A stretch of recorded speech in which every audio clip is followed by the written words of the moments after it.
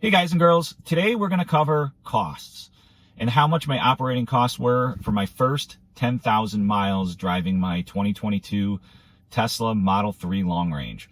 All right. And I'm just going to do a cost comparison of what those miles would have been to drive this Tesla versus my old car, which was a 2021 Dodge Charger Scatpack. Just to kind of give some information as far as what I'm basing my information off of is, for my kilowatt hours at home, I get charged 12 cents a mile, and that includes the cost of the actual electricity as well as all the fees and stuff associated with it. So in combination of everything, it's 12 cents a kilowatt hour for my home charging. And for my Dodge Charger Scatpack, I'm assuming 18.5 miles per gallon, which anyone who has driven one will know that that's generous. And I'm assuming $4.50 a gallon for premium. I just want to get that all out there for comparison. Like I said before, I drove 9,910 miles over a 7-month period of time. So what that equated to was 2,372 kilowatts of energy consumed while actually driving. But you'll also see that I actually charged my car 2,741 kilowatt hours. And the difference there is mainly because I charge outside.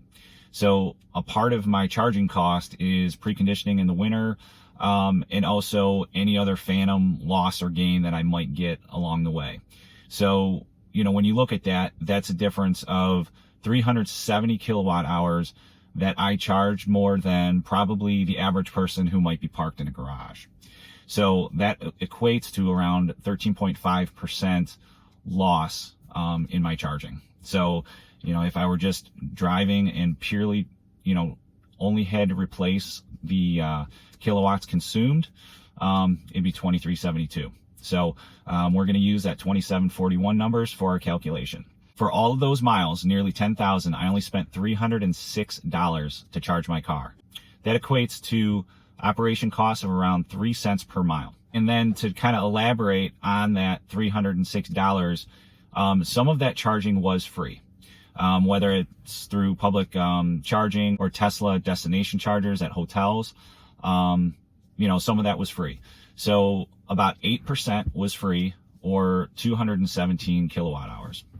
And that's 8% there, and about 92% was at home. I only charged 12 kilowatts at a Tesla supercharger, and that's mostly, honestly, just to make sure it worked. So there's that. All right, so far for my 7 months, 9,910 miles, I spent $306 to charge it. So let's go over and compare what it would cost my charger for the exact same miles. So when I did the math based on 18.5 miles per gallon, I would have consumed 536 gallons of gas at $4.50, and that would have cost $2,412, or 24.3 cents per mile.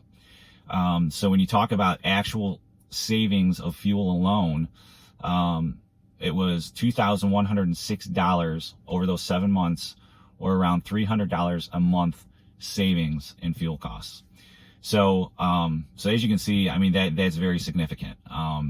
Within those 7 months, I was able to recoup all of my initial upfront costs for my mobile charger, for my level 2 charging at my house, to all of the charging adapters and any of the accessories that I needed to buy in order to drive this car.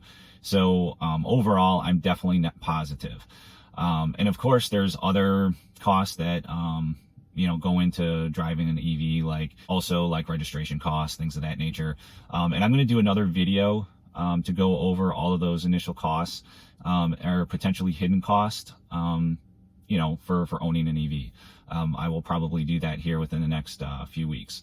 But really, I just wanted to go over, just a quick cost comparison of what those first 10,000 miles were for an EV versus a V8 powered vehicle. So if you have any questions on anything, just let me know.